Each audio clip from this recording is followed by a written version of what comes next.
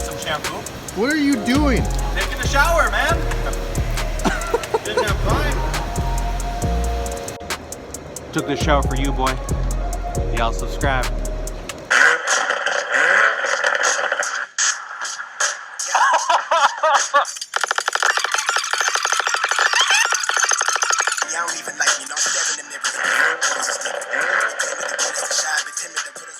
Alright guys, back in the shop. I wanted to kind of show you what we got going on with the Foxbody engine block. So, part of this is going to be the great debate. Now, we got everything pretty much masked off so that I can paint the block. Kind of looks like a... Hold on a minute.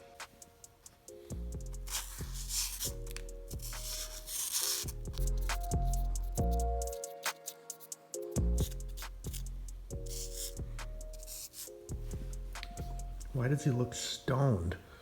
All right, so anyway, you can see with our nice little stoner flying squirrel on there that pretty much everything is taped up on here. When I said debate, I was talking about right here. So some guys will paint the lifter valley, and I don't really understand that myself. Part of the argument is if the car is gonna sit a lot, it's gonna rust, which, I mean, oil's going in there, so if you're driving it at all, it shouldn't really do that. And two, they say that the oil can move smoother if it's painted because it's a smoother surface, whatever. All I see is that paint chipping off and degrading with the oil touching it, even though it's engine paint, and then like getting into all those spots and getting into your engine. I don't want to deal with that, so we're not doing it. So we just taped over the heads really nice, used the head gasket to do that. You can take a rubber mallet and kind of like touch the sides. I would not use a ball peen hammer or anything metal on a freshly machined surface, and then it kind of helps get the tape lines really nice.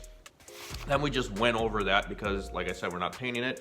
You can see the block is nice and cleaned up. I had them put soft plugs in there as well, as long as they were at it. They also did my cam bearings, which are now covered up, but the block is like ready to go. One other thing that we're going to be doing is, I don't want these soft plugs to be painted. So what I'm gonna do is I'm gonna bring some Vaseline home from work, and I'm just gonna put it in those spots so that when the paint hits it, we can wipe it out nice later. So I'll tape around them, I'll put the Vaseline in there, take that tape off, and then I have to pick up some more acetone because that's what we're gonna use to kind of just give the block one more cleanse. And then I am actually really excited about this. I got some really nice high quality engine paint.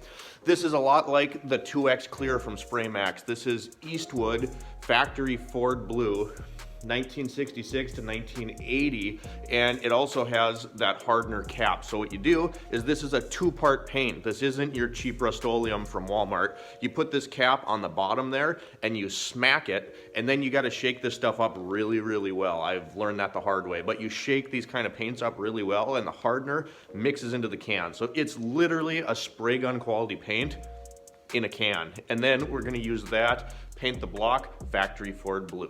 There is a couple other things I wanted to mention, you guys. We're gonna hop in the truck and go for a little cruise with Sammy, and then we'll talk about some of that stuff.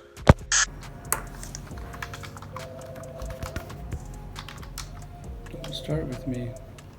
What do you do with those? Stick them where the sun doesn't shine.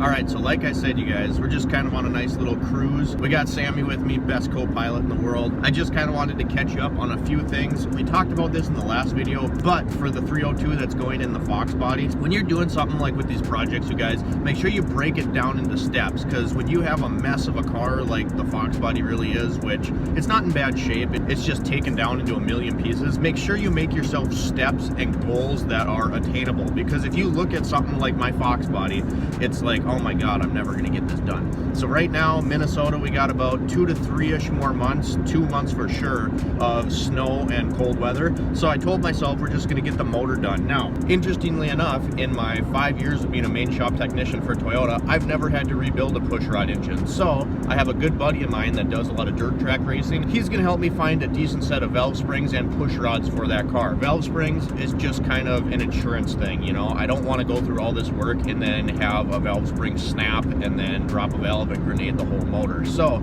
he's gonna help me with that. I just don't know enough about it to know which brands are like crap and which ones I'm wasting my money, because we're not gonna make huge boost with this car. 2 Eaton M90s, I'm just kind of doing it as an experiment, just to have fun. Those superchargers obviously are supposed to be on a 3.8 GM engine. I figure with 2 of them, we should be able to build enough boost to where it's not hindering the 5-liter. If I put 1 on, it's just gonna kind of restrict it because it's a small supercharger, right? So it's actually not gonna be able to keep up with the volume of air that engine needs. So again, we're not trying to build like crazy boost or anything like that. I just thought it would be cool to have a Foxbody with 2 superchargers. So he's gonna help me out with that. We gotta get it painted. Like I said, I gotta go get more acetone. But that's my step. That's my goal for this winter, is to get the 5-liter on the stand completely put back together. And really the only big purchase I have to make for that engine right now is a carburetor. And I want a Holley, I want a 4-barrel, and then we'll talk a little bit more about that supercharger setup once it gets closer. It's been a crazy week, you guys. I'm actually embarrassed to say this, but it's Sunday and I slept for a full 13 hours. And it's been years since I've done anything like that. But doing this YouTube thing, having a full-time job, I have a student getting ready for his black belt test. If you didn't know that, I run a Taekwondo gym as well. And then I started a new online venture, you guys, and it's been a huge learning curve, and I can't really say much about it right now, but I'll tell you this: if I get it to work and I get through all the training and everything like that, all these meetings, I'm taking every single person that I can with me if I can find success on this platform. And eventually it's going to tie into our YouTube channel, so you're going to get to find out about it anyway. Other than that, you guys, I did have one more important thing I wanted to talk about. So we do tool reviews once in a while, and I wanted to talk again about these knockoff Milwaukee batteries. So I'll put a link to a video up here that I did on a bunch of tools that you can use as a technician a while back. So I bought these M12 batteries. These ones are 6 amp hours, and I got a couple of the smaller amp hour M12 batteries. I said these are great. I've used them in the past. There's a lot of different brands, you guys. There's a big debate on these about if they're junk, if they're not. Do your research. I've watched some videos where they take these apart and they have Panasonic cells on the inside of them. So I got 4 of these guys, 8 of these, and I got 2 M18 6.0, the big batteries for the bigger tools, for 120 bucks. So it's dirt cheap.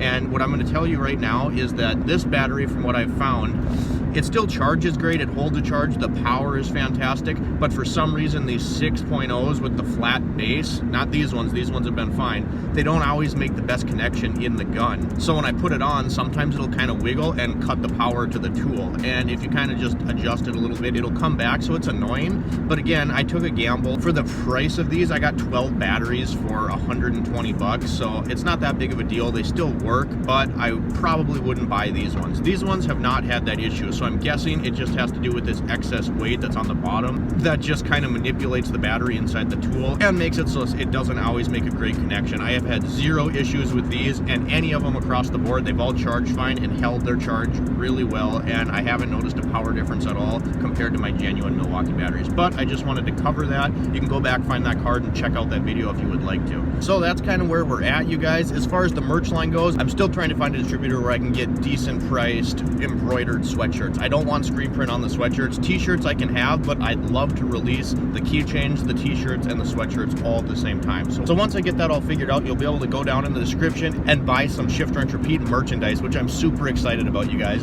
I want to make sure that the sweatshirts are super high quality, just like the ones you've seen me wearing on the channel. I want it to be the same, because screen print on sweatshirts just doesn't seem to last nearly as long, and it doesn't look as good as the embroidery. So that's one thing I want to get done. All right, you guys, so I hope you enjoyed this little Sunday video. I'll keep you updated on the merchandise and on the Foxbody parts. Once I figure out which push rods and which valve springs that I'm going to purchase, I will let you know. We'll show you those once we get them in, obviously. And then I think what I'm going to do is I want to do like a time-lapse style video putting the motor together. So we'll time-lapse stuff as far as painting and assembly goes, and then we'll cut and take a break and explain exactly what we did. So if you think that's a good format, let me know down in the comments below. Make sure you drop a big like on this video, subscribe if you have not already, because remember, our goal is to have 10,000 subscribers by June of this year. Also, I told you we're bringing another car to the channel. We're still doing that. I'm in the process of shopping and trying to find one. I also have to find a day that my buddy can come pick up the Mazda truck, because as you know, we have too many cars. A couple in the fleet are leaving so that we can bring this new one in, and I'm super excited. I think you guys will like it. Thanks for watching, guys. We'll see you next time.